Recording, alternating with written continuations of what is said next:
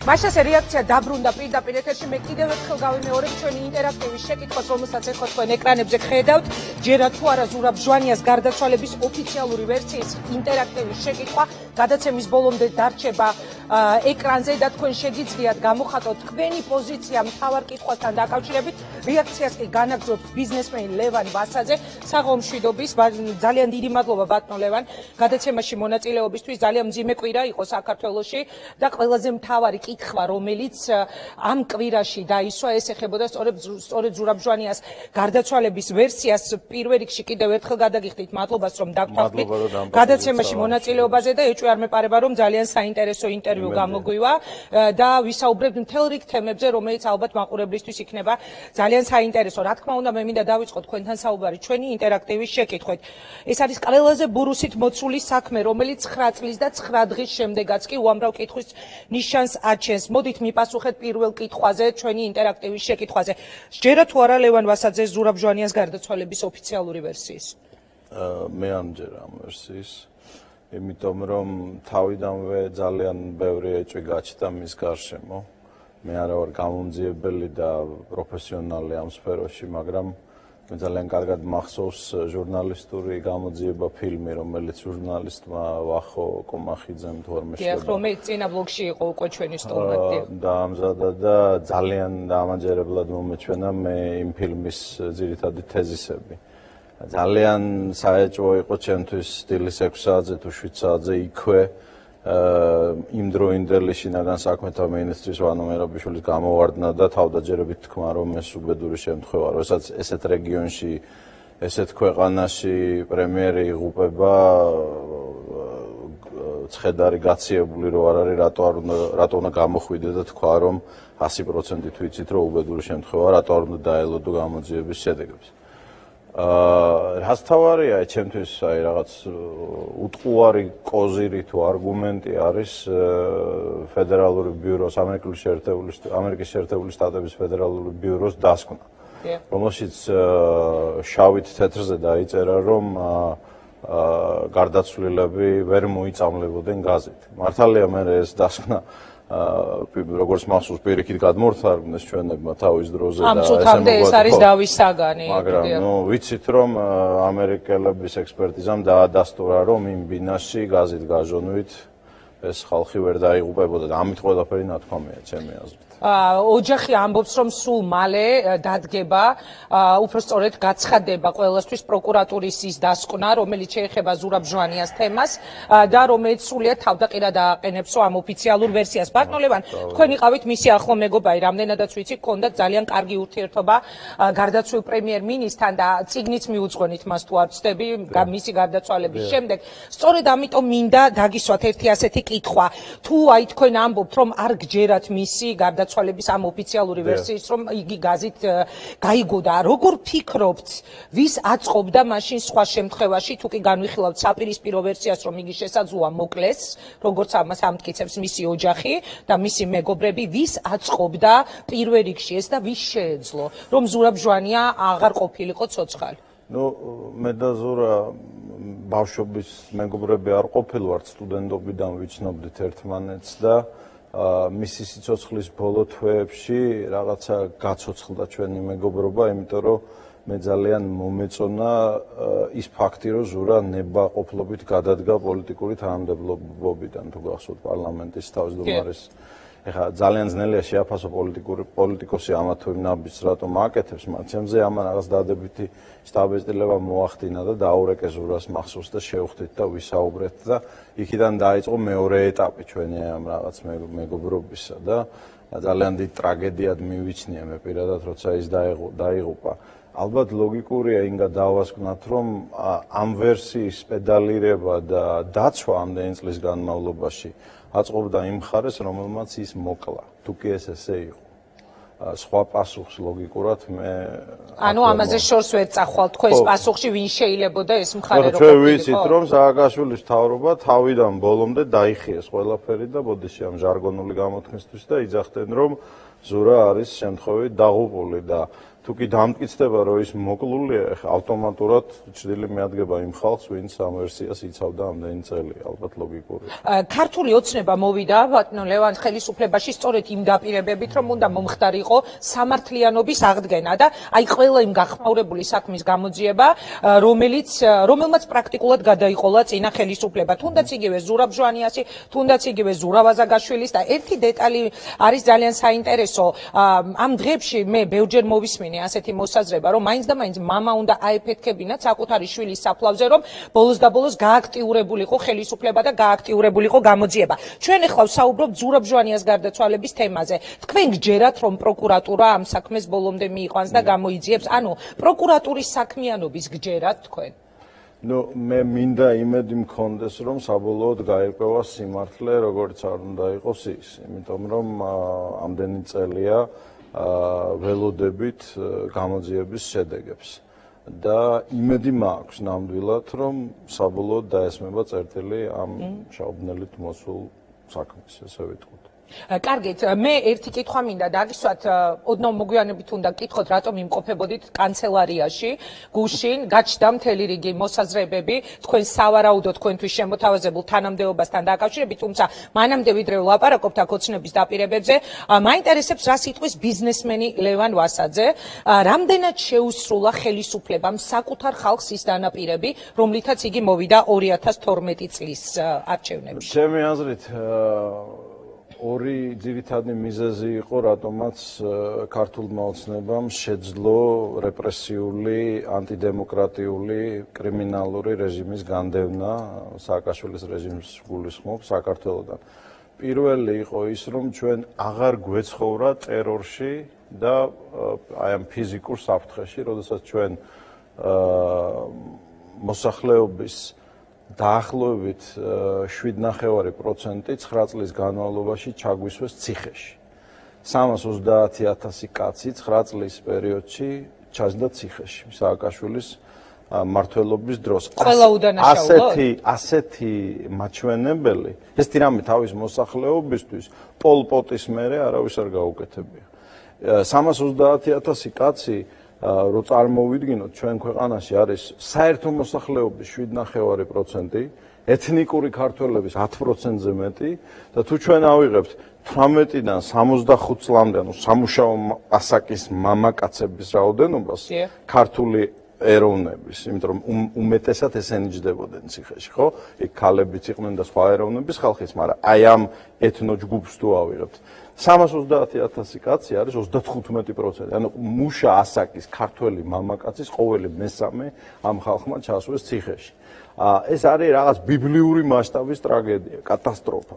და ჩვენ ბოლომდე არა გვაქვს გააზრებული რა შედეგებს გამოიღებს ის ჩვენს ეთნოფსიქიკაზე მომავალში. ჩვენ გვაქვს განცხადებები ყოფილი გენერალური პროკურორისა არჩილ კბილაშვილის, რომელიც ამბობს, რომ ნაპოვნი არის 27,000 ვიდეო ფაილი.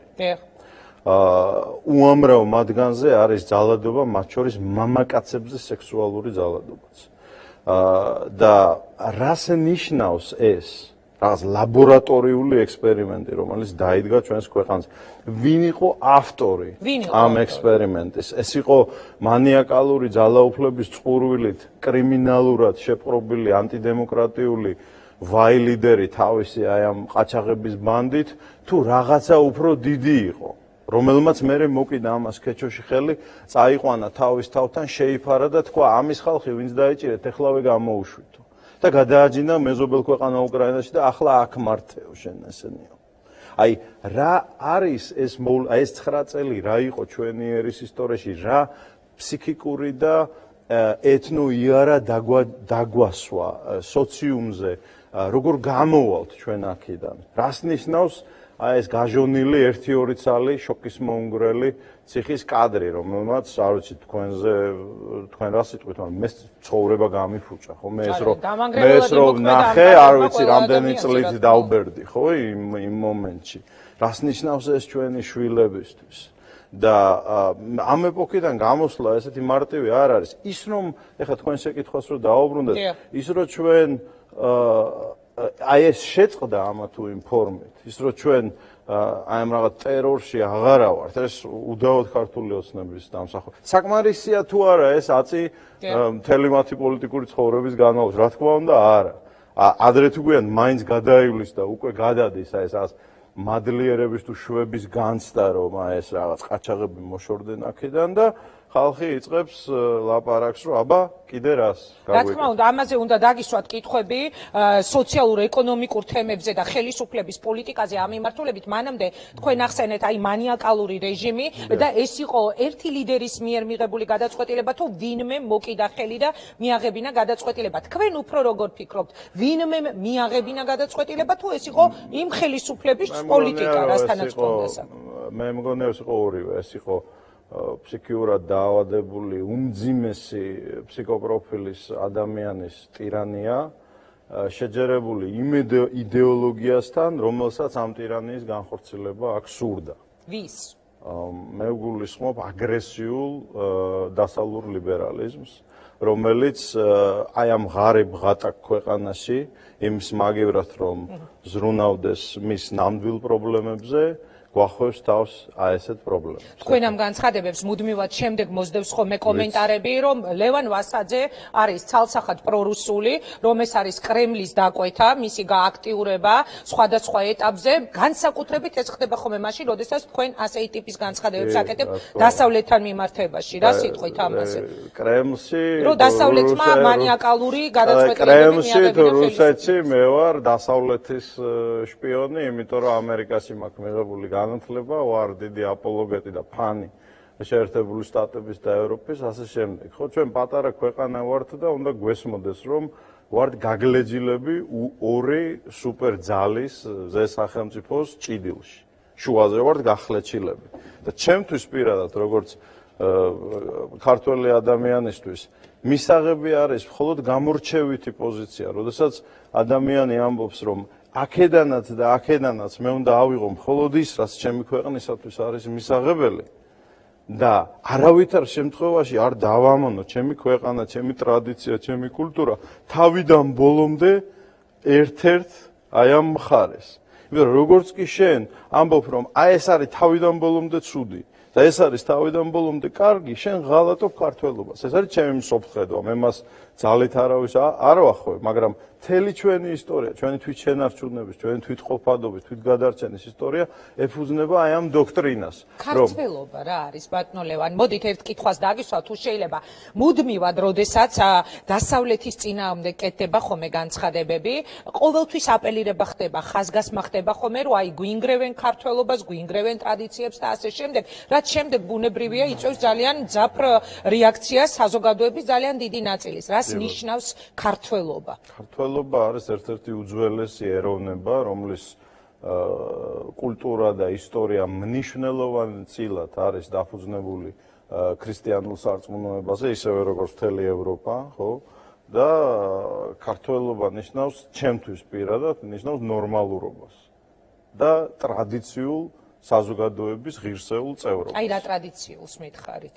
როდესაც არ შეიძლება ინგა სიტუტუცე და უზრდელობა. როდესაც კაცი უნდა იყოს კაცი, ქალი უნდა იყოს ქალი, შვილი უნდა სცემდეს პატივს მშობლებს. არ უნდა იყოს გაუთავებელი ადამიანების ერთმანეთზე თავით დაჯახება ეთერში და აი ამ ისედაც გაწვალებული ჩვენი მოსახლეობის, რომელიც სახში მოდის და ამ ტელევიზორს საღამოს რო ჩართავს, ხო? უნდა დაისვენოს, რაღაცა ფსიქიკა დაიწყნაროს, რაღაცა კარგი ნახოს, რაღაც განათლება მიიღოს, იმის მაგივრად რომ ვიღაცამ ტელეეკრანიდან გადმოყოს თითი, ჩაუყოს სულში და უჩიჩქნოს ყველაზე ბინძური ვნებები, აიყოლიოს, ააგდოს, გაანერვიულოს და მერე მიაჯინოს კომპიუტერთან, რომ ის ანონიმური რაღაცა სახელებით ზიზღის და ცინიზმის გაუთავებელ ნაკადს ანთხევდეს ინტერნეტში. მგონია რომ თქვენ ჩემი გადაცემის რეზიუმეს აკეთებთ, ხო? არ შეიძლება საღამოობით დავსვათ აქ ადამიანები ვადებატოთ. თუ ეს ხდება რეალურად ამ ქვეყანაში, თუ ეს ერთმანეთის საწინააღმდეგო განცხადებები კეთდება, თუ ჩვენ ვაშუქებთ იმ პოლიტიკურ სიტუაციას, რაც არის ქვეყანაში, არ უნდა გავაშუქოთ და მხოლოდ უნდა დავუხვალოთ, ქვეყანაში იმდენი კარგი ხდება, მაგრამ ეს არავის არ აინტერესებს. და ხდება კარგი. იმდენი 1000 ოჯახი არის, 1000 წესიერი ხალხი არის, ვიღაცა თავის ფერმას უვლის, ვიღაცა თავის ბიზნესს აშენებს, ვიღაცა თავის მშობლებს ესიყვარულება, ეს საერთოდ არ გვაინტერესებს. ჩვენ გვაინტერესებს იმ პოლიტიკას, იმაზე რა თქვა, ამაზე იმა რა თქვა, თქვენ რას ფიქრობთ? ეხლა თქვენ დღეს დამისვავთ შეკითხვებს, თქვენ რას ფიქრობთ იმანის რო თქვა, და არაფერში არ მაინტერესებს. მე აქ მოვედი მარტო იმიტომ, რომ მიწის კანონს ცდილობენ მიიღონ ცუდი.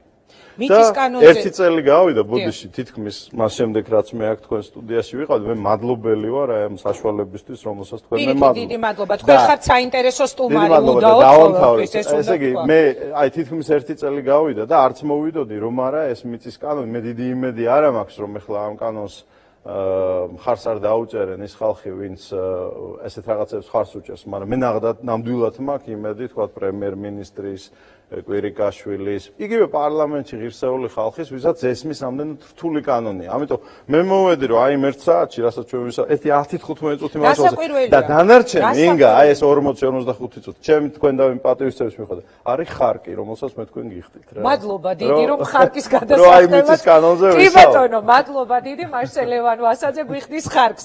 კარგით, მეც მაინტერესებს ამ მიწის კანონთან დაკავშირებით თქვენი შეფასებები და მოსაზრებები და ნამდვილად არ არის ისე რომ ჩვენ არ გვაინტერესებდეს ქვეყანაში რა ხდება კარგი.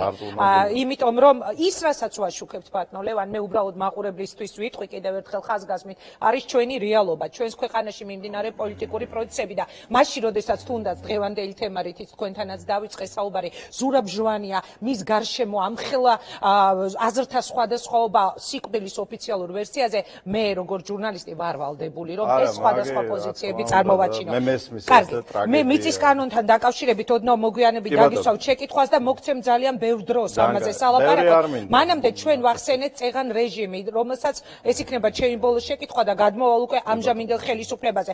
აი თქვენ ამბობთ რომ ანტიდემოკრატიული რაღაცა ანტისახალხო და ასე შემდეგ. მაშინ როდესაც ადანაშაულებთ ასე მძიმედ იგივე სააკაშვილის და მის ხელისუფლებას და წავიკითხე კვირის პალიტრაში თქვენი ინტერვიუსაც ამბობთ რომ სააკაშვილი ძებნილია როგორც იმსახურებს, მაგრამ ეს საკმარისი არ არის, იმედია დაბრუნდება და ჩაჯდება ციხეში. როცა ასეთი განცხადებები კეთდება, როცა აქ ოფიციალურად მას ბრალიც არ უდგინეს, ჩვენ ვხედავთ, რომ უბრალოდ განცხადებების დონეზე რჩება ეს ხელისუფლების მხრიდან.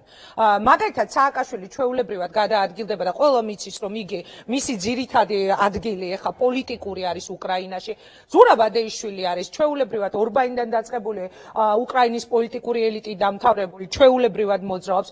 ყოფილი ჯანდაცვის მინისტრი სააკაშვილის გუნდან კვიტაშვილი არის იქ ჯანდაცვის მინისტრი, შინაგან საქმეთა მინისტრის მოადგილე იქ ყოფილი გენპროკურორის მოადგილე და ასე შემდეგ. ანუ ადამიანები, რომლებსაც თქვენ და სხვები, მათი ოპონენტები ადანაშაულებენ ანტიდემოკრატიულობაში, მოვიდნენ რეალურად უკრაინის ხელისუფლებაში.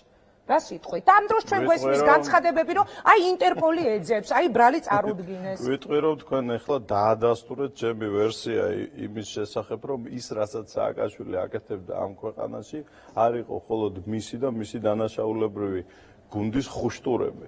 ეს იყო რაღაც ბევრად უფრო დიდი ძალის სურვილი, რომელმაც იგივე გუნდით გადაწყვიტა ამ საწყალ უსამძიმრებ უკრაინას. აი ხა თქვენ რაც ჩამოთვალეთ, იმ საწყალ გახლეჩილ სისხლისაგან დაცლილ, გაუბედურებულ ქვეყანას ეხლა ეს ურდალაკების გუნდი მოახვიოს თავს და გააკეთებიოს იგივე რაც ჩვენთან. ხო ჩვენ უნდა გვესმოდეს რომ აი ეს რაღაც უაპელაციო ცალმხრივი შეფასებები რომ ეს არის ცუდი, ეს არის კარგი. აი მაგალითად თქვენ ახსენეთ რუსეთი, ხო?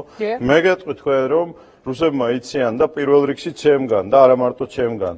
მე ყოველ დღე როცა რუსეთში ჩავდივარ ხოლმე თავს ვიგდებ საფრთხეში, იმიტომ რომ რუსებს პირდაპირ ვეუბნები საზოგადოებრივი დიალოგის დონეზე რომ ძალიან გვიყვარს თქვენი კულტურა, თქვენი ისტორია, მაგრამ არ არსებობს რომ ჩვენ შეგარჩინოთ თქვენ როდისმე საქართველოს გახლეჩა, ხო? ჩვენი რეგიონების მაგრამ ერთი წუთით რა რუსეთმა აღიარა აფხაზეთი და სამაჩაბლო მხოლოდ მას შემდეგ რაც ამერიკელებმა გახლიჩეს სერბეთი და მათ დაიწყეს ევროპაში საზღვრების გადაკეთება. კოსოვო რომ არ აღიარებიათ ამერიკელებს, მე თქვენ გარწმუნებთ, რომ რუსეთი არ აღიარებდა აფხაზეთსა და სამაჩაბლოს. ეს არ ამართლებს ღმერთმა დაგვიფაროს, ხო, რუსეთის მხრიდან ჩვენი მიწების ცალკე ქვეყნებად აღიარებას, მაგრამ ეს ხსნის რა მოხდა, ხო? ის რაც ხდება დღეს უკრაინაში ევრომაიდანზე არაკონსტიტუციური სისხლიანი რევოლუცია სამხედრო კი ბატონო ბიუროკრატი კორუმპირებული იანუკოვიჩის წინააღმდეგ რო შეიძლება იანუკოვიჩი მოგწონდეს როგორც ქვეყნის ლიდერი ხო მაგრამ ის იყო კონსტიტუციურად არჩეული პრეზიდენტი აი ეს ომი აი ეს კიევის ცენტრის გადაწვა ამერიკელებმა არ მოახდინეს ვიქტორია ნორლანდი დადიოდა და ფუნთუშებს არიგებდა კიევის ცენტრში აი ამ ოპოზიციონერებთან და ის უბედურება რაც ხდება ეხლა სამხრეთ აღმოსავლეთ უკრაინაში რომელიც არ ამართლებს ხო რუსული ანექსია კი ბატონო და ეს დღეს მიდის რუსეთსა და უკრაინას შორის ომი რისის შედეგია და ჩვენ აი აბსოლუტური უმეცრები უნდა ვიყოთ ამ რისის შედეგია და ამერიკელების მიერ მოწყობილი გადატრიალებისა კიევში და არა რუსეთის აგრესიის ის უკვე შედეგია ამისი ის შედეგია რუსეთის აგრესია სამხრეთ აღმოსავლეთ უკრაინაში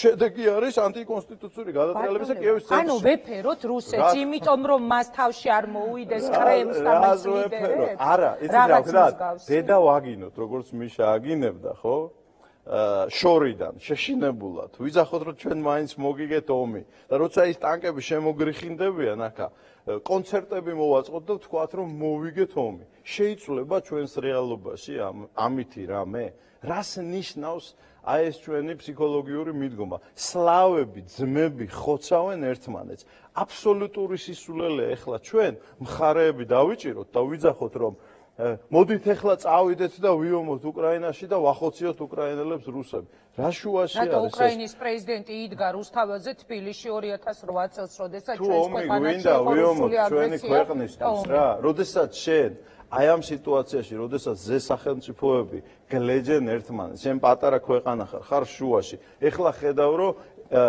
პრაქტიკულად ერთი ერი, ხო?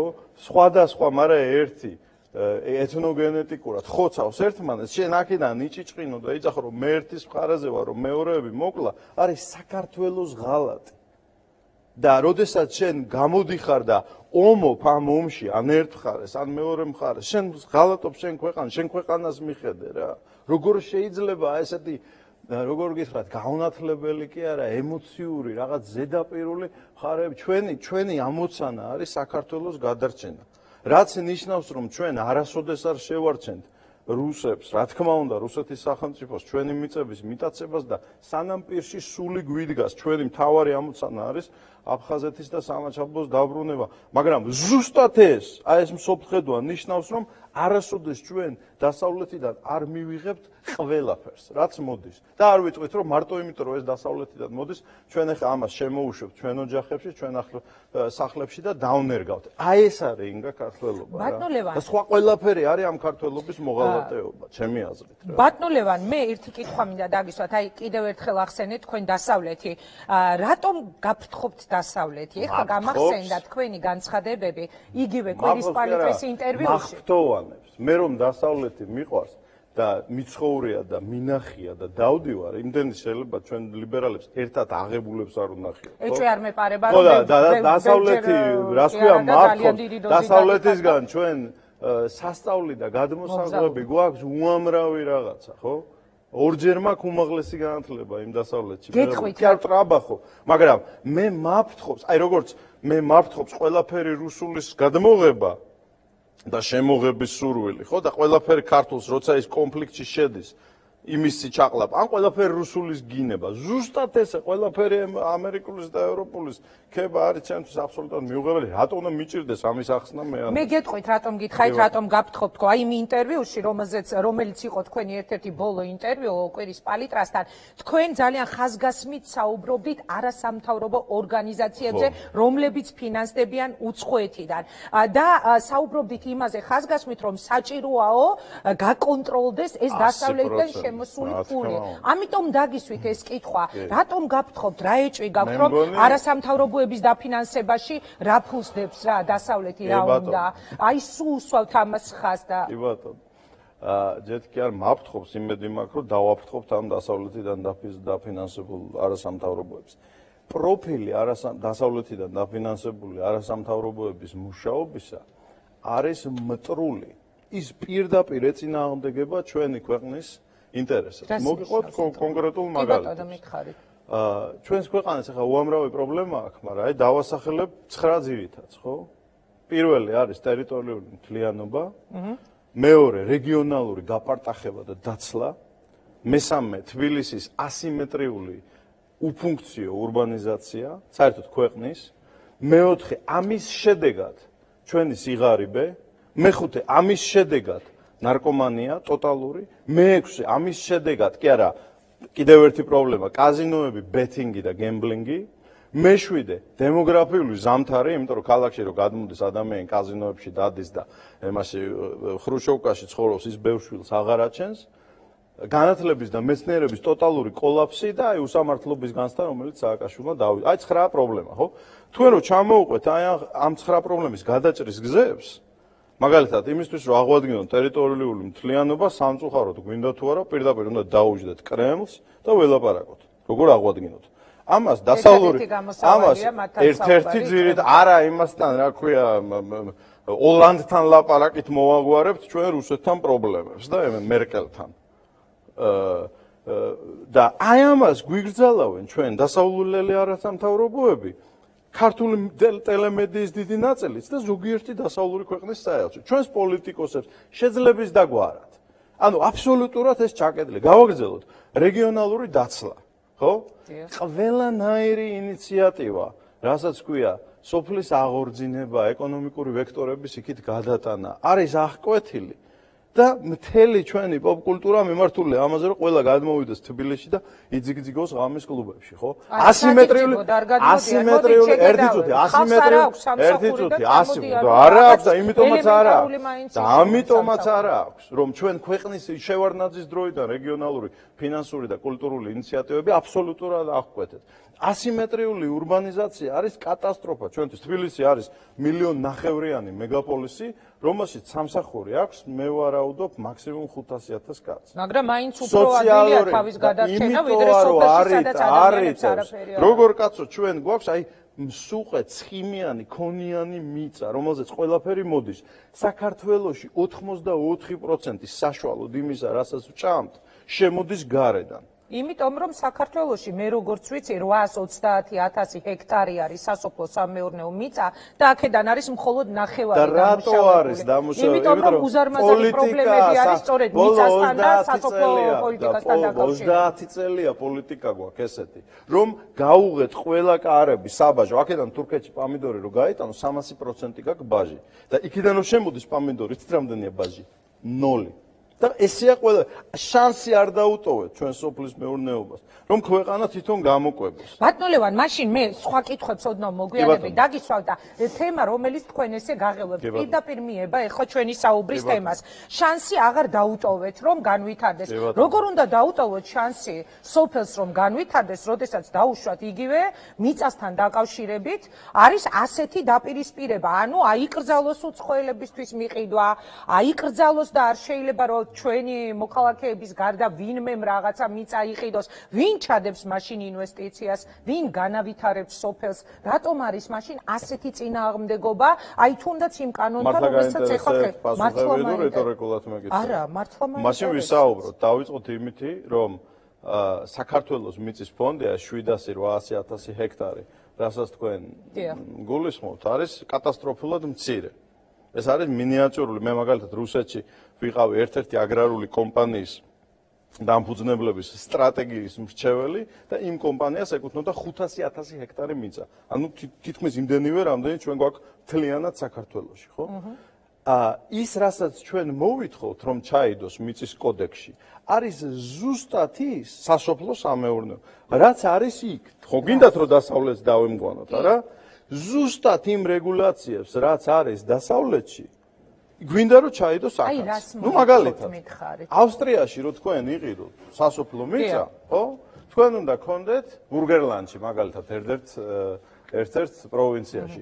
თქვენ უნდა გქონდეთ 10 წლიანი, როგორც უცხოელს, გამოცდილება, რეგისტრირებული, უნდა ცხოვრობდეთ ავსტრიაში, უნდა გქონდეთ გამოცდილება სასოფლო სამეურნეო მიწების დამუშავებისა, უნდა წარადგინოთ ბიზნეს გეგმა, რასაპირებ იქა და თუ კი შენი ბიზნეს გეგმა არ ეწინააღმდეგება, ვკითხულობთ, ავსტრიის ამ რეგიონის სოციო-კულტურულ ტრადიციებს, მაშინ შენ მოგცემენ ამის ყიდვის. ანუ ეხლა რო გადმომიყიდო და რომ მითხრათ არა, ვაქართულებ, მე რა ვაქართულებ. არა, მესმის თურქეთში რო ვიყიდო მიწა სასოფლო, მაქსიმუმ შემიძლია ვიყიდო 2.5 ჰექტარი.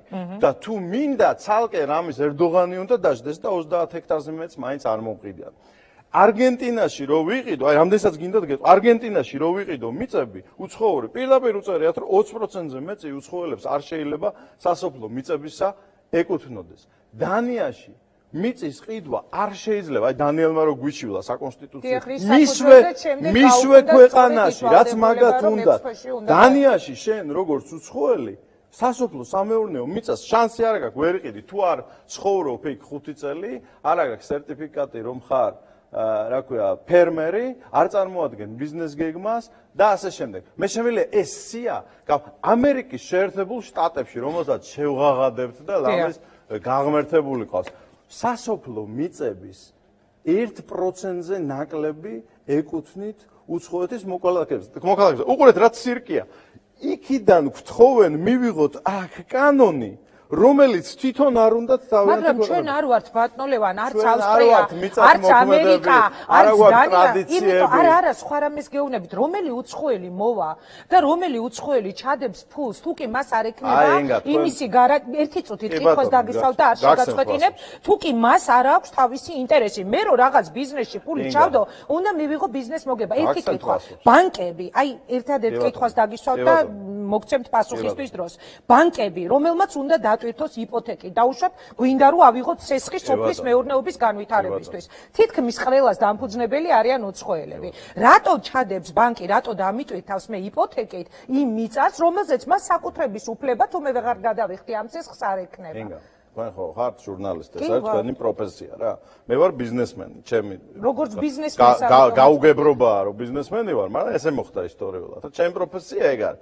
ინვესტიციის მოზიდვაზე რომ მელაპარაკებიან ჩვენი პარლამენტარები, ტრაბახით არ ვარ 5 მილიარდ დოლარზე მეტი მაქვს მე ამერიკიდან და ევროპიდან მოზიდული ყოფილი საბჭოთა კავშირის ქვეყნებში. მე მგონი მეტი ვიდრე მაგათ ყველას ჯამში, ხო? და ვიცი, მათ შორის ძალიან ბევრი საქართველოში და ქველმოქმედებაში, მაგრამ ამაზე არ არის აქ ლაპარაკი, ხო? არ არსებობს, აი 25 წელია ჩვენ ვართ დამოუკიდებლები. ერთი ინვესტიცია სასოფლო მიწაში უცხოელების მნიშვნელოვანი შეგიძლიათ დამისახელოთ? ნუ მნიშვნელოვანი ეხა მასშტაბებში. ის კანონი რომ ჩვენ კი არ ვამბობთ რომ შევზღუდოთ უცხოური ინვესტიციების მოზიდება მოდინება საქართველოს მერთმა დააგვიფაროს, კაცო.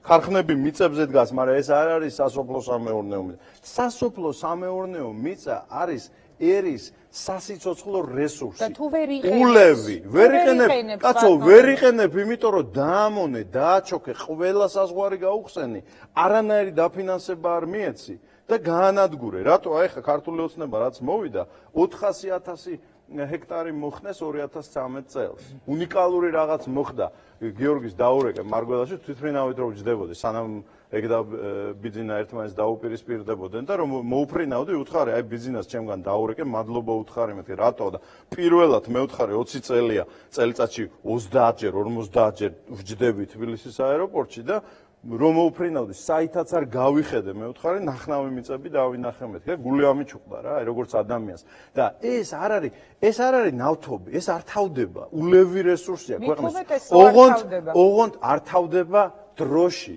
თავდება რაოდენობაში და თუ შენ დღეს აიღებ და განსხვავება ფასებში სასოფლო მიწებზე 10-ჯერ, 20-ჯერ უფრო იაფია ჩვენთან, ვიდრე მათ შორის მეზობელ ქვეყნებში. გავიგე ბატონლევან, მაგრამ კიდევ ერთხელ შემოვლე, მიყიდიან, აი ამ შენ, მაიცადეთ რა ყველაფერი. მე ვარ ფულის თლად სამწუხაროდ ჩემი პროფესია.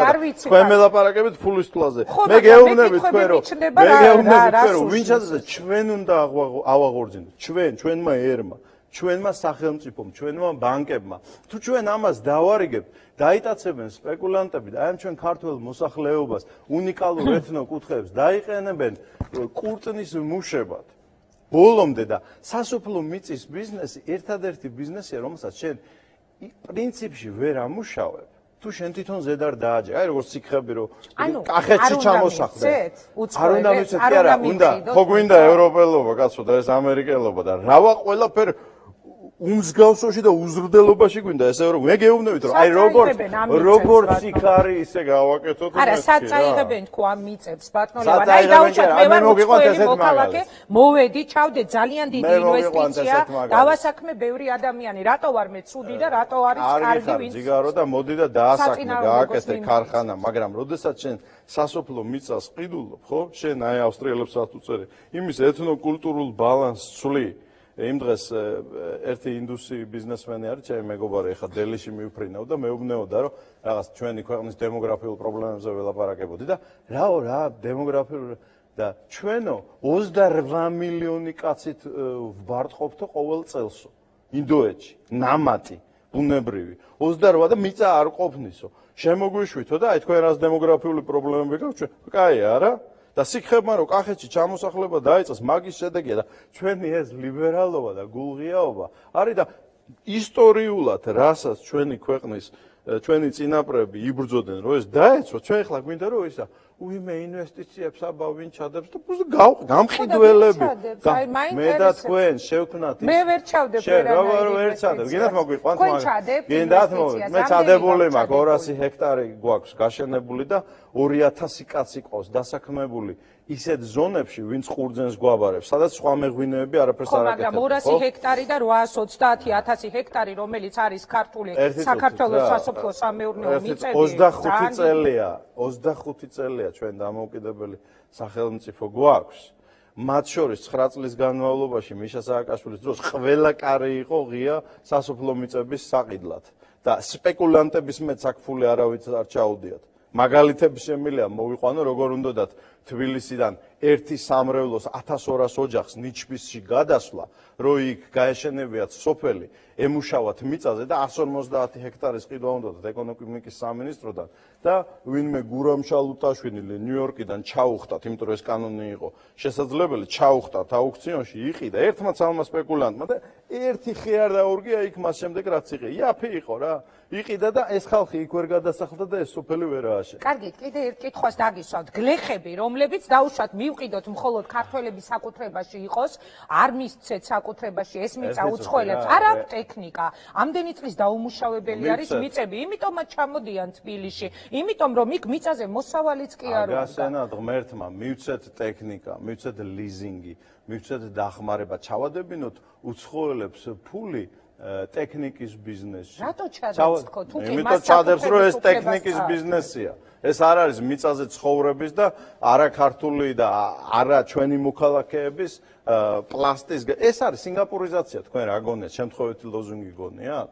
მიშას რაც უნდა სინგაპური რა არის იცით 5 მილიონიანი ქალაქი ქვეყანა ერთი სოფელი არ აქვს არც ეროვნება არ აქვს არანაირი არის და არის ერთი ოჯახის დიქტატურის ქვეშ დემოკრატია არ გეგონოთ თქვენ სინგაპური არის ერთი ოჯახის დიქტატურის ქვეშ ეს უნდა და მიშას ეს ტენდენცია მე დარწმუნებული ვარ რომ ეხა ეს ძალიან რთული თემაა ესე აი რახარუხით ამის მიღება არ შეიძლება ეს აქ ძალიან ბევრი პლუს მივცეთ გრძელვადიანი იჯარაში დავიცვათ მაგრამ არავითარ შემთხვევაში საკუთრება კი მაგრამ თუ დააკმაყოფილებს იგივე მოთხოვნებს რასაც ევროპაში და ამერიკაში ცხოვრობენ რომ და პრემიერის იმედი მაქვს თქვენ ბძანეთ და ღარიბაშვილი თქვენ პოზიციაზეა რას გეუბნებათ გამოჩნდება ეხლა რა ვიცი რა მე იმედი მაქვს რომ ისაუბრიათ მასთან მე იმედი მაქვს მისი და სხვა მთავრობის წევრი გიორგის კვირიკაშვილი მათ ეს ესმის პარლამენტშიც არის ხალხი ვისაც ეს ესმის კაცო და ჩვენ კიდევ ერთხელ ინგა ზოგჯერ რაღაც გეუბნებით აი თვითონ ბლოკი გაქვთ რა გეუბნებით რომ ხო გინდათ მეთქი არა კითხვები მაქვს ბლოკი ხო გინდათ ეს ევროპელობა ვიყავთ რა ევროპელები როგორც ავსტრიაშია ისე იყოს როგორც დანიაში ზუსტად იგივეს ვიყავთ ეხა გამახსენეთ თქვენი პოზიცია ანტიდისკრიმინაციულ კანონთან დაკავშირებით ანუ არაფერი უბრალოდ ლევან ვასაძე ყოველთვის ხაზს უსვამს თქვენს ეხლა არაერთხელ ალბათ მოგისმენიათ რომ აი ქართველობა არ შეიძლება არაფერი დასავლეთიდან ესე მივიღოთ არა მხოლოდ ქართველობა მხოლოდ ტრადიციები არ წაგიკითხოთ არა შეიძლება არაფერი დასავლეთიდან მივიღოთ ამ გადაცემაში გითხარით რომ უამრავი რამეა რაც დასავლეთიდან მივიღოთ არ შეიძლება ყველაფერი მივიღოთ ნუ მე ბრაზდებით მე მინდა რომ ანტიდისკრიმინაციული კანონი საინტერესო და ბუნებრივია თან მაქვს ეს კითხვები იმ ვერსიით მე დიდი იმედი მაქვს რომ ამ კანონს არ მიიღებენ ამ ვერსიით და ვიცი რომ ეხა ცვლილებები შევა მაგრამ აი როგორც ეს იქნებოდა საქართველოს გამყიდველობა პირდაპირი ნიშნულობით ისე იყო საქართველოს ზნეობის გამყიდველობა, ის ანტიდისკრიმინაციული კანონი, ჩემი აზრით, რა თქმა უნდა, თქვენ მხარს უჭერთ იმ მე მხარს უჭერ ანტიდისკრიმინაციას. ცხოვრების აზრი არის, აცი, როგორც მოქალაქის, რომ მივიდეთ იმ რეალობამდე, როცა ჩვენ მას გავაუქმებთ და როგორც მაშინაც გითხარით, როგორც მე თქვენ გიყურებთ, ისე თუ გავაუქმებთ. როდესმე თქვენ გექნება ძალაუფლება, რომ თქვენ ეს კანონი გააუქმოთ, იცოდეთ, რომ მე ვიქნები თქვენს ოპოზიციაში, რომელსაც ექნება თავი ძალიან მკვეთრი პოზიცია. ბატონ ლევან, ერთი კითხვა უნდა დაგისვათ, რეკლამას გამოვაცხადებ ეთერში. მე ვახსენე წეღან პრემიერი და თქვენი შეხვედრა მასთან. გუშინ ჩვენ მას არწმუნო წყარომ ნუ მომთხოვთ უბრალოდ მის დასახელებას. ასეთი ინფორმაცია მოგვაწოდა, რომ ლევან ვასაძეს საქართველოს პრემიერ-მინისტრმა პირადად შესთავაზა მინისტრის სავარძელი ეკონომიკურ ბლოკში რეკლამის შემდეგ, თუ შეიძლება ამ შეკითხვაზე თქვენი პასუხი. შეცვალეთ თქვენ წყაროები.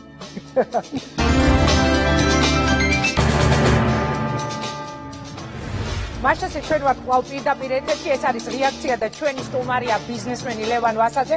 ვიმეორებ შეკითხვას ბატონო ლევან, რომელიც მე რეკლამამდე დაგისვით და რატო გეღიმებათ? არსებობს ესეთი ინფორმაცია, ჩვენ გითხეს, რომ თქვენ გუშინ ღარიბაშვილთან გქონდათ კანცელარიაში შეხვედრა, სადაც მიიღეთ წინადადება, თუ იყო ეს რეალური თუ არის, დაიკავოთ მინისტრის სავარძელი ეკონომიკურ ბლოკში.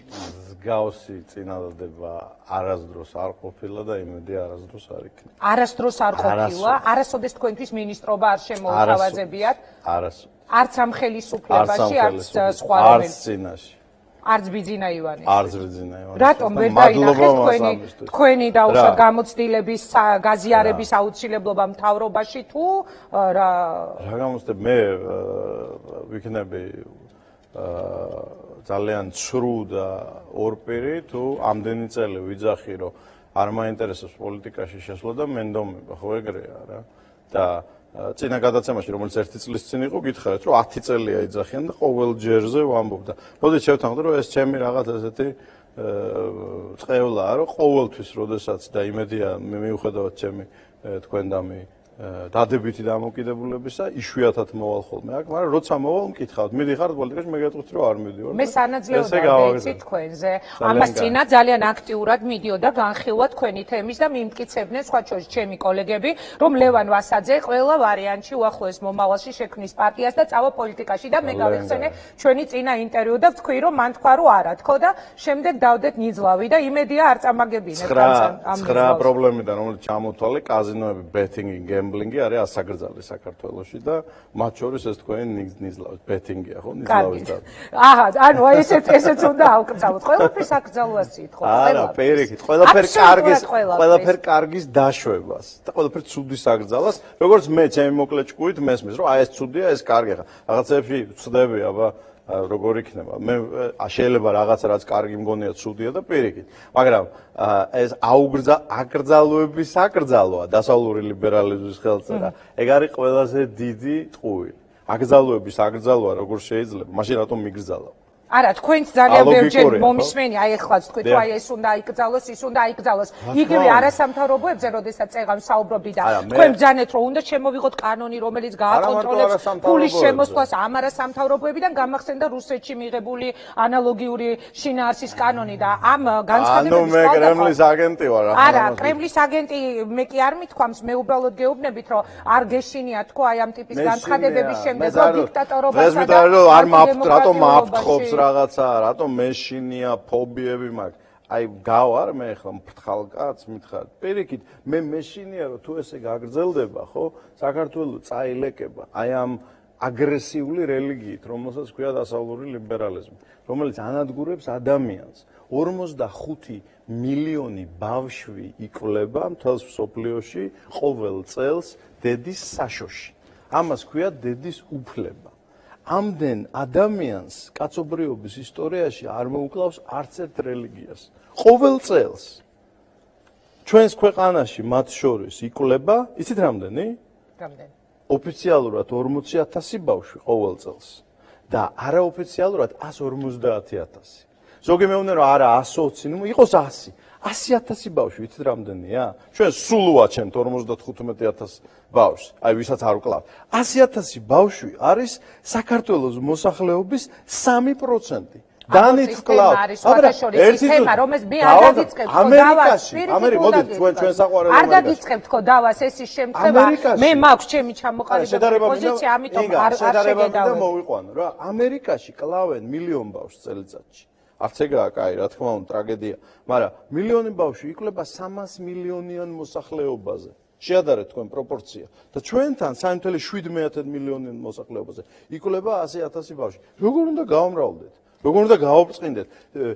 მე-19 საუკუნის ბოლოს საქართველოს მოსახლეობის წევრი მთელ კავკასიაში იყო ყოველი თუ არ მეშლება მესამე. და ეხლა არის ყოველი მე-6. და ნადგურდებით ფიზიკურად აი ამ იდეოლოგიის გამო. კარგით, მე ერთადერთი კიდევ გავუსვავ ხას აბორტის თაობაზე, მე მაქვს ჩემი პოზიცია, უბრალოდ არ მინდა რომ ეს თემა ღრმად გავშალო და ამიტომ არც გედავებით თქო დაუშვათ აბორტთან დაკავშირებით, თუმცა ერის გამრავლებისთვის მარტო აბორტი არ არის პრობლემა, მინიმუმ საკვები, მინიმუმ სამუშაო პირობები, მინიმუმ სოციალურ-ეკონომიკური მდგომარეობის გამოსწორება, იმიტომ რომ თქვენ როდესაც საუბრობთ რომ აი დემოგრაფიული პრობლემა, იმისთვის რომ ოჯახი გამრავდეს, იმისთვის რომ ერი გამრავდეს, საჭირო არის რომ მინიმუმ ყველა ოჯახს ჰქონდეს იმის საშუალება, რომ შვილს საჭამოს, ასწავლოს, არ ინერვიულოს მის მომავალზე და ასე შემდეგ. და ამიტომ ჩვენ გეთანხმებით, მოდით ერთ შეკითხვას დაგისვათ ამასთან შეიძლება მე ვიქნები ჟურნალისტი.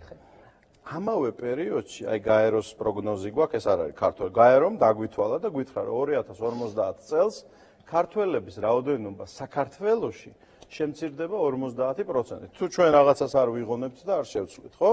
მაგრამ ამავე პერიოდში საქართველოსივე ჩვენი მოძმე აზერბაიჯანელების რაოდენობა გაიზრდება 35%-ით. და გაამრავლოს ყველა და სომხების 7%-ით. იდენტურ სოციალურ პროფილში. ერთი და იგივე ქვეყანაში ვცხოვრობთ, ხო? რა ხდება? ანუ რაღაცა, რაც ჩვენ არ ყოფნეს იმისთვის, რომ შვილები გავაჩინოთ, ხო? იმათ ყოფნით. ჩვენს მოძმე მეზობე ყველა მართალ და მართლა უმუშევრობის მიუხედავად თქვენ ამბობთ რომ ყველა არის ვალდებული რომ მან გააჩინა დაავადება გჭირს. მე არ ვიცი იმის გაშიფრვა როგორ შეიძლება, ახლა ჩემი აზრით თავარი პრობლემა არის ჩვენ ქვეყანაში იდეოლოგიის არ ქონა და რაღაც ცრუ იდეოლოგიის ქონა, რომელმაც ჩვენ მიგვიყვანა იქამდე რომ 22% მიწებისა დავკარგეთ, რაოდენობრივად გავნახევრდით, გავნარკომანდით და ეხლა კიდე ახალი უბედურებები გვემართება. ეს არის შესაძლებელი და ამაზე უნდა ვლაპარაკობდეთ ჩვენ და არა იგი რატომ მივედი მე კანცელარიაში. აი მე მომეცით უფლება რომ ეს კითხვაც დაგისვა ძალიან ბევრ საინტერესო. კიდევ კითხო და მაშინ რატომ მივედით კანცელარიაში თუ მინისტრის პოსტზე? არაფერი არ არის დასამალი. მე საჯაროდ რამდენიმე წლის წინ ვთქვი და ვამბობ რომ მე მაქვს და მადლობა ღმერთს რამდენიმე წლის წინ რა მიშა რო წავიდა და ახალი ხელისუფლება რომ მოვიდა. უნიკალური სიტუაცია რომ მე როგორც სამოქალაქო სექტორის წარმომადგენელს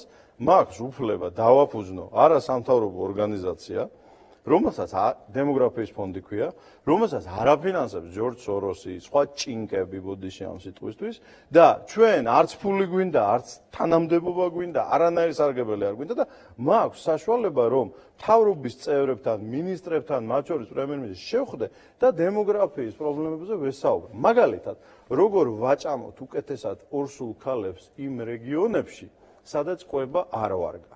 მაგალითად, როგორ დავაარსოთ რეგიონებში ორსული ქალების სახლები, რომ ქალებს ჰქონდეთ საშუალება პრენატალური კონსულტაციების მიღებისა, ხო? მაგალითად, როგორ გავაკეთოთ ისე, რომ გაიზარდოს შობადობა. ამ თემებზე იყავით გუშინ სასაუბრო. მე დემოგრაფიაზე რეგულარულად მუშაობ ჩვენს მთავრობასთან და ჩვენი ქვეყნის ოკუპირებულობის სიმპტომია, რომ იქ სხედან ჩასაბრებული კამერებით ვიღაცები ფოტოებს მიღებენ და არა, ამაზე ეხლა მე შეგედავები ძალიან საინტერესოა შემთხვევა, როდესაც შეხედავდა პრემიერ-მინისტრს რამდენი უცხოური აგენტი შედეგავდა. რამდენი უცხოეთიდან, რომლებიც იმას კონტრაცეფციის პროპაგანდაზე არიან, ნარკოტიკების ლეგალიზაციაზე არიან, აბორტების გაზდაზე, აი ყველაფერი ეს რომ უნდა ჩვენ. რამდენი შედი გამოდის იმ კანცელარიიდან, ერთი როგორ არავინ არ ჩააჩხაკონა და თქვენ რატო არ გაინტერესებს? მედიისთვის და ამაზე ნუ გაბრაზდებით ეს პირიქით ძალიან კარგია. სამი კითხვა უნდა დაგისვათ კიდევ რომ ჩავეტიოთ ჩვენს დროში. წეგან თქვენ ახსენეთ, აი სანამ ელაპარაკებოდაო მარგველაშვილის ივანიშვილი დაურეკეო საქართველოს პრეზიდენტს, რომელიც თქვენი ბავშვობის მეგობარია და უთხარი რაღაც ბევრი კომპლიმენტი ივანიშვილის მისამართითო. ერთი კონკრეტული. ერთი კარგით, ერთი კომპლიმენტი. მე მაინტერესებს თქვენ რას იტყვით? რამდენად ნორმალურად მიგაჩნიათ, რომ ქვეყნის პრეზიდენტს არ ელაპარაკება მოქმედი პრემიერი, არ ელაპარაკება როგორც ალასანი ამბობს დე-ფაქტო პრემიერი და პრეზიდენტი ყავთ გარიყული. აი თქვენ არ ელაპარაკება, ეგ არა, ის ღიად ამბობს, რომ მასთან აღარ აქვს კონტაქტი. ივანიშვილი ამბობს და ჩვენ არაერთხელ ნახეთ რა დაპირისპირება იყო ღარიბაშვილსა და მარგველაშვილს. მე ახლა ეს ცოტა ესე უტრირებულად თქვი, მე ნამდვილად არ ვიცოდი თუ ეგენ ერთმანეთში არ ლაპარაკობენ, თუ არ ლაპარაკობენ ძალიან ცუდია. მე რაღაც არ მჯერა, ფოტოებიც გვინახია და არ გილაპარაკიათ მარგველაშვილთან ამ თემაზე, მას არ უთქვამს თქვენთვის, რომ გართულებული. არა, გიორგისთან ხა ჩვენ ბავშვობის მეგობრები ვართ და გიორგისთან მე სამწუხაროდ ეგ პრეზიდენტია და მე 1000 ჩემი საქმე მაგდამ არც კი მაქვს ეს ფუფუნება რომ რეგულარულად შევხვდეთ და ამ თემაზე ველაპარაკოთ. ბოლო ჯერ მე გიორგი ვნახე მეუფეშიოს ციგნის პრეზენტაციაზე მეცნიერებათა აკადემიაში. როდის?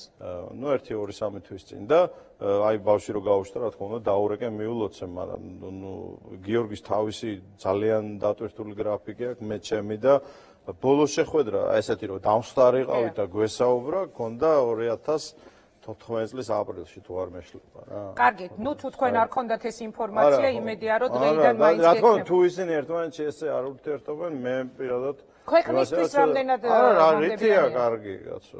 კარგით, ბატონო ლევან, კიდევ ერთი კითხვა უნდა დაგისვათ.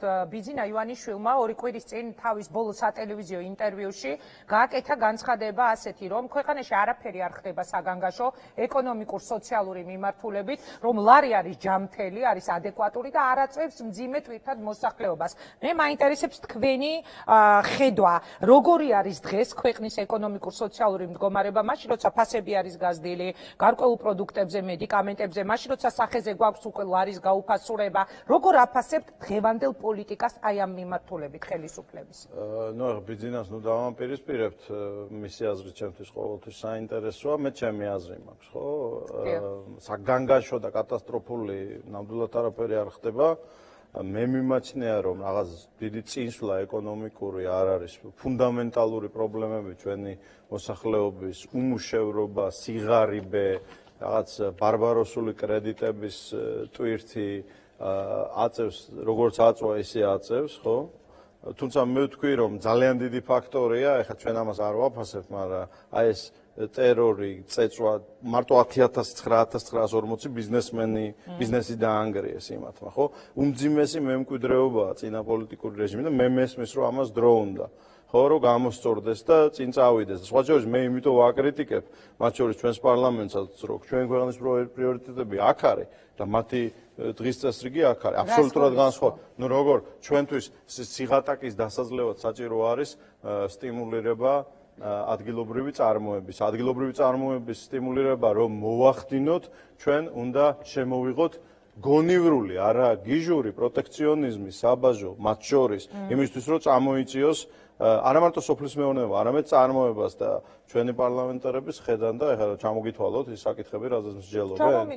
ბუსუსებიანი პრეზერვატივები, ჩოხაზე ვატაროთ თუ არა ხანჯლები, ჰიმნის მოსმენის დროს ქუდი მოვიხადოთ თუ არ მოვიხადოთ, 1000 აი პერიფერიული მოსმენის ღილაკები, ოჯახური ძალადობა, ეს შემოგდებული თემებია. რა არის შემოგდებული ოჯახური ძალადობა? ოჯახური ძალადობა ინგა იყო ტრაგედია ყოველთვის რაღაც პროცენტში, ხო? მაგრამ მისი ესეთი ჰიპერტროფირებული წამოწევა და წინაპლანზე დაყენება არის შემოგდებული თემა, ეს იმ პროგრამის ნაწილია, რომელზეც მე ვწერ და ვიძახი, ხო?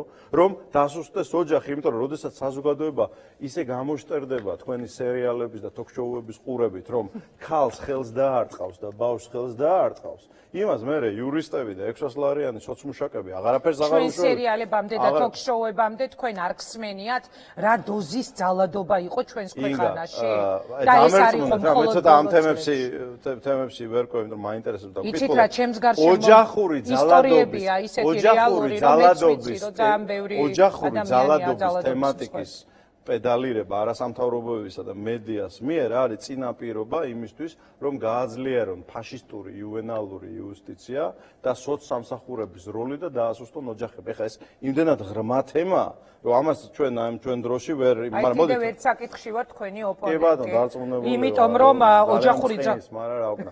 ოჯახური ძალა, რა თქმა უნდა, როდესაც ხდება, იქ ჩარევა საჭირო არის, მაგრამ მისი პედალირება და პროპაგანდის რანგში აყვანა და ამის შედეგად სოცმუჩაკების როლის საზოგადოებაში გაძლიერება არის ძალიან ძლიერი საერთაშორისო პროგრამის ნაწილი, რომელზეც საუბრის დროს ჩვენ ახლა აქ არ აგვაქვს. ბოლო კითხვა უნდა დაგისვათ. კი ბატონო. ბოლო კითხვა უნდა დაგისვათ ბატონ ლევან, ვიდრე დაგემშვიდობებით. ჩვენ ვლაპარაკობთ დღეს ძალიან ბევრ საკითხზე, მათ შორის ხელისუფლებაზე და თქვით რომ მე არ მაინტერესებს ვიღაცა მეს განაცხადა და ამაზე კომენტარი, მაგრამ ხელისუფლება, რომელიც მოვიდა 2012 წელს, კოალიცია ქართული ოცნება, რომელსაც უკვე გამოაკლდა ერთი სუბიექტი, ეს არის ირაკლი ალასანია საკუთარი პარტიით. აი მე მინდა თქვენ კითხოთ, თქვენთვის რას ნიშნავდა ეს? დაუშვათ ალასანია ლაპარაკობს იმაზე, რომ უკვე შეიმჩნევა ქვეყანაში ერთგვარი დიქტატურის ნიშნები იმ თვალსაზრისით, რომ ივანიშვილი არის დე-ფაქტო მმართველი, მას უკვე ყავს პირადი პოლიტიკური ტყვეები და ასე შემდეგ. აი თქვენი შეფასება მაინტერესებს ამ ფაქტს. საერთოდ არ მაინტერესებს. ირაკლი ახლა ამხანაგია, ბავშვობის არა, მაგრამ ვიცნობ გუშინ პაატას დაბადების დღეზე. გვერდი ვისხედით და ხო და ცუდია რომ თქვენი ფოტოგრაფია იქ არ იყო, თორე რომ ჩავეჩხაკუნებიათ, ეხლა ამაზე ვილაპარაკე. ესე დაგვაჯინეს რა ნომერი, ესე შეგვხვდა და ეხლა ირაკლი პოლიტიკოსია და მე პოლიტიკაში ვერ ვერკვევი და არც ვერკვევი და რას თამაშობს და რა პარტიას ქმნის და რა გეგმა აქვს, ეს მე როგორც მესმის პოლიტიკური დემოკრატიული პროცესის ნაწილია და აი საერთოდ არ მაინტერესებს რა. მაგრამ ის კი არის, რომ ჩემის აზრით აი ეს ძალა, ეხლა ქართული ოცნება ძალიან ჭრელი ტერმინია რა. ის ძალა, რომელიც მოვიდა და ეს შავი ძალა, რომელიც განდევნა, ხო? მნიშვნელოვანწილად ძალიან ნათელი საქმე გააკეთა, მაგრამ ის ძალა, აი მე ვთქვი, რომ 6 შტო გვაქვს, ხო? მე ჩემი აზრით, მაქედან ქართული ხალხის ინტერესებს მნიშვნელოვანწილად ასე თუ ისე ასახავს ჩვენი მთავრობა. პრემიერი სხვა არის მნიშვნელოვანწილად დაპირისპირო პარლამენტიც, სასამართლოც, ქართული ტელევიზიაც, არასამთავრობო სექტორის, რომელიც დასავლეთიდან ფინანსდება და ზოგიერთი დასავლური ქვეყნის საელჩოც, ხო? აი ესენი ყველანი ძირითადად ამერიკული, რა თქმა უნდა, მიუხედავად ჩემი დიდი სიყვარულისა ამერიკელების მიმართ, არიან მუშაობენ ქართული ხალხის პრობლემების საწინააღმდეგოდ. და სულ ბოლო ახსენეთ, რომ ერთადერთი მთავრობა არის ქართული ხალხის პრობლემებზე ორიენტირებული და პრემიერიო. ვინ მიგაჩნიათ ყველაზე ძლიერ გოლად საქართველოს მთავრობაში და ვინ არის ყველაზე სუსტი რგოლი და დაგემშვიდობებით? მე არ მაქვს კომპეტენცია რომ ეს შევაფასო. არ გამაჩნიან. მე მაგალითად ირაკლისთან რომ აქ ურთიერთობა ამ დემოგრაფიულ საზოგადოებასთან ძალიან მომწონს მისი ენერგიულობა, თანამედროვეობა, რაღაც გული შეტკივა საქართველოზე, ასე შემდეგ. მაგრამ თქვი და ვიტყვი, რა ქნას ახლა ამ ერთმა ღარიბაშვილმა და რამდენიმე კარგმა მინისტრმა, აი ამ მახინის წინ, აი თქვი გიორგი მომწონს, დათო სერგეენკო ძალიან მომწონს, გიორგი კვირიკაშვილი და აი ამ მახინის წინააღმდეგ, რომელიც აქეთ-იქიდან ყველა ზარბაზნიდან ესვრის, ხო? ეს სულ გასაწმენდით და შესაძლებელია. ჩვენ გვაქვს ძალიან დამძიმებული პრაქტიკულად აი ამ აგრესიული დასავლური ლიბერალიზმით ოკუპირებული სახელმწიფო, რომელიც აუცილებლად და ჩვენ მას გავწმენთ. აი ეს ისტორია, როდესაც როგორც სამოქალაქო საზოგადოება, აი ეს ისტორია, როდესაც 25 წლის ბავშვები გამოდიან რაღაცებს გვეჭიჭყინებიან, იმიტომ რომ საელჩოში დაუწერეს და ჩვენ ეს უნდა მივიღოთ. როგორც კანონები, ეგ ისტორია დამთავრდა საქართველოში და რაც მალე მიშას აი რაც გინდათ მიქენით მიშას შემადარებ გეყოწებით რა. მე ვფიქრობ, რომ ძალიან საინტერესო ეთერი გამოგვივიდა. დიდი მადლობა ბატონ ლევან, რომ მიიღეთ გადაცემაში მონაწილეობა. მე მგონი ყველა პირობა დავიცავი, ხო? დიდი მადლობა, კი და მომავალ შეხვედრამდე. კარგად გრძანდებოდეთ. დიდი ხნის მერე, დიდი მადლობა. დიდი მადლობა. ეს იყო ლევან ვასაძე. ამით დავასრულოთ დღევანდელი რეაქცია. ჩვენ ერთმანეთს შევხვდებით კვირას, საღამოს 8-ზე კვირის მთავარი თემებით, იმედის კვირაში. გემშვიდობებით, მადლობა რომ გვიყურეთ. კარგად გრძანდებოდეთ.